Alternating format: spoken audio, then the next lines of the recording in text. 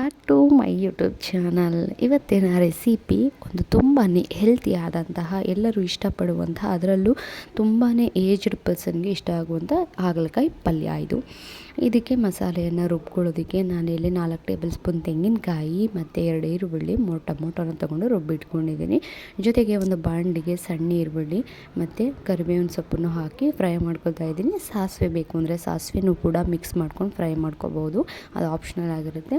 ಅದಾದಮೇಲೆ ತೊಳೆದಿಟ್ಟಿದ್ದಂತಹ ಹಾಗಲಕಾಯಿನ ಎಣ್ಣೆ ಒಳಗಡೆ, ಈರುಳ್ಳಿ ಒಳಗಡೆ ಹಾಕಿ ಫ್ರೈ ಮಾಡಿಕೊಂಡು 1 2ರಿಂದ 3 ನಿಮಿಷ ಬಾಡಿಸ್ಕೋಬೇಕು. ಜೊತೆಗೆ ಅರಿಶಿನನೂ ಕೂಡ ಹಾಕ್ಕೊಂಡ್ರೆ ತುಂಬಾ ಸಾಫ್ಟಾಗಿ ಬೇಯುತ್ತೆ.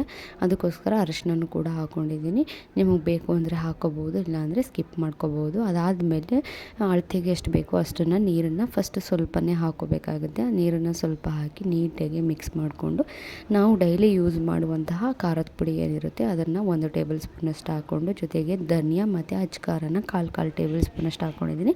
ಅದು ಎಕ್ಸ್ಟ್ರಾ ಸ್ಪೈಸಿಗೋಸ್ಕರ ಅದನ್ನೆಲ್ಲನೂ ಕೂಡ ಹಾಕ್ಕೊಂಡು ಒಂದು ಸಲ ಮಿಕ್ಸ್ ಮಾಡ್ಕೋತಾ ಇದ್ದೀನಿ. ಮಿಕ್ಸ್ ಮಾಡಾದಮೇಲೆ ರುಬ್ಬಿಟ್ಟಿದ್ದಂತಹ ಖಾರ ಮಸಾಲೆಯನ್ನು ಇದರೊಳಗಡೆ ಹಾಕ್ಕೊಂಡು 1 2ರಿಂದ 3 ನಿಮಿಷ ಸಾಲ್ಟನ್ನು ಎಷ್ಟು ಬೇಕೋ ಅಷ್ಟು ರುಚಿಗೆ ತಕ್ಕಷ್ಟು ಹಾಕ್ಕೊಂಡು, ನೀರನ್ನು ಕೂಡ ಎಷ್ಟು ಬೇಕೋ ಅಷ್ಟು ಹಾಕ್ಕೊಂಡು ಒಂದು 4 ರಿಂದ 5 ನಿಮಿಷ ಬೇಯಿಸ್ಕೊಂಡ್ರೆ ನಮ್ಮ ಇವತ್ತಿನ ರೆಸಿಪಿ ತುಂಬಾ ಫಾಸ್ಟಾಗಿ ರೆಡಿ ಆಗುವಂತಹ ರೆಸಿಪಿ ಆಗಿರುತ್ತೆ. ಇದು ಮುದ್ದೆಗೆ ಮತ್ತು ಚಪಾತಿಗೆ ತುಂಬಾ ಕಾಂಬಿನೇಷನ್ ಸಖತ್.